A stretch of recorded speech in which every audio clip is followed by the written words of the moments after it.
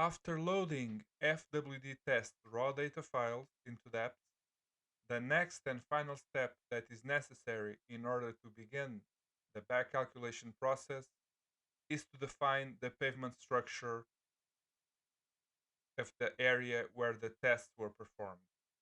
In the case of the sample file that I'm using today, the pavement structure is constant and looks something like this.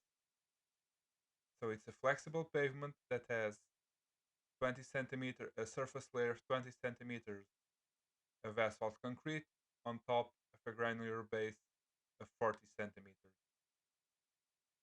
So in order to introduce this pavement structure into depth, I have to go to the pavement structure menu, select new, then number of sections, and we know that the pavement structure in this case is constant, so we only need to define one. So I'm going to select one, and we go into the pavement structure definition window.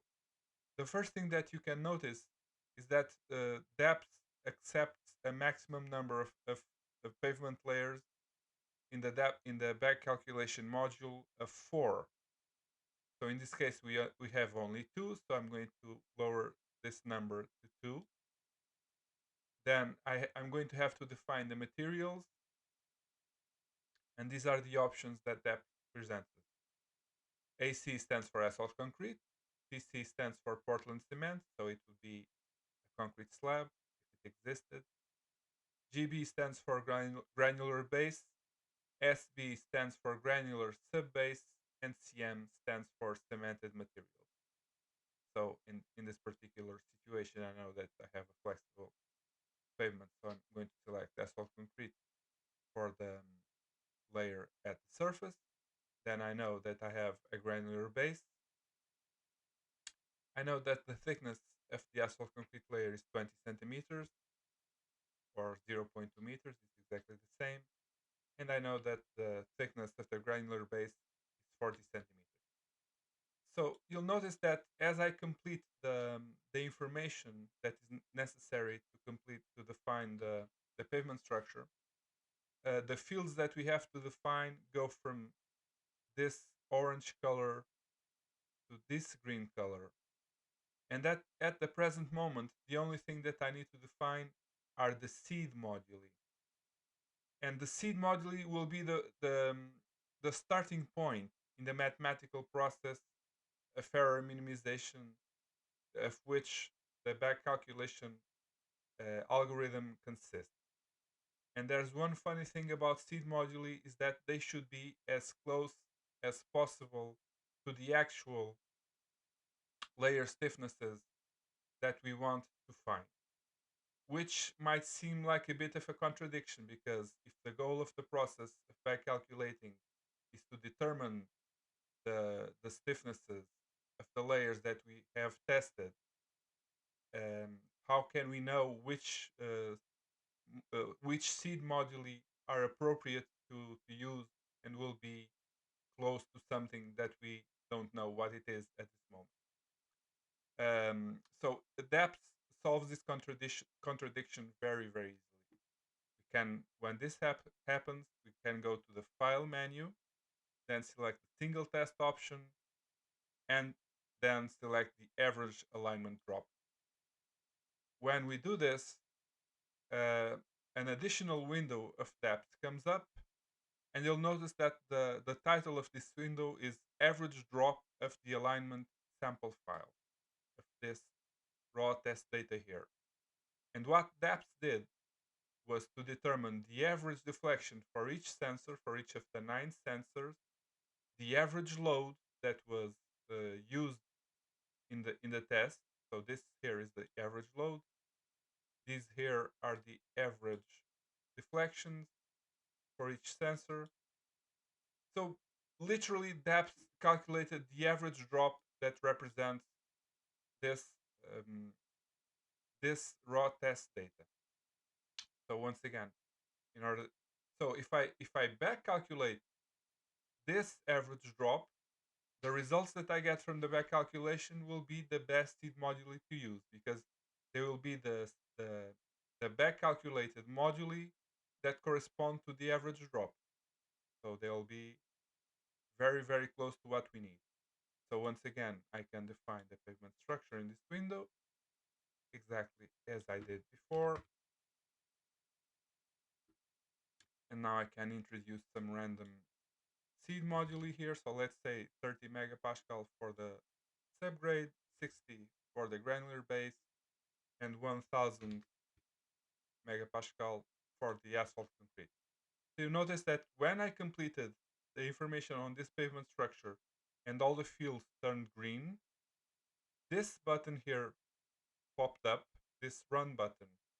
And if I select this run button, DAPS is going to back calculate this drop here, this FWD drop that corresponds to the average drop, and it's going to replace this set of moduli that I introduced randomly with the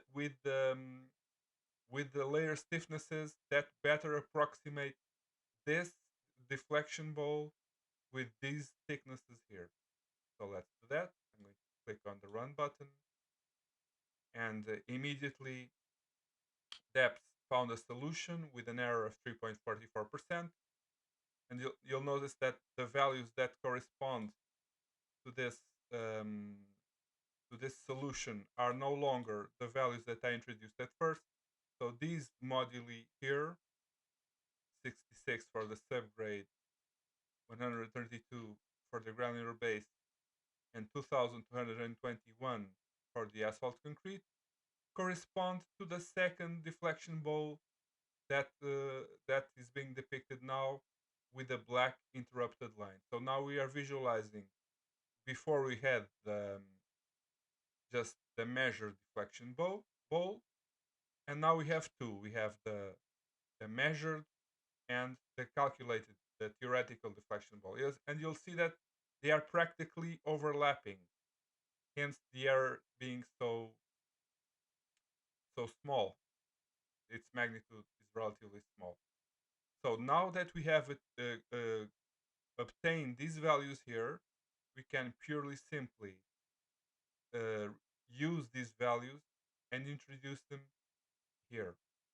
So I'm going to have 66 and then 132 and finally 2221. So you'll see that once I complete all of the information, this next button this button with the forward arrows comes up, and if I click on that button, that accepts the information that I just introduced, and it's telling me that I have a pavement section defined that consists of two distinct layers. The surface layer is 20 centimeters thick, and the intermediate layer between the surface layer and the subgrade is 40 centimeters thick. And if we um, try to visualize the information that corresponds to this pavement structure, is exactly as we can go to the edit menu to visualize the information, and it's exactly as I've defined it before.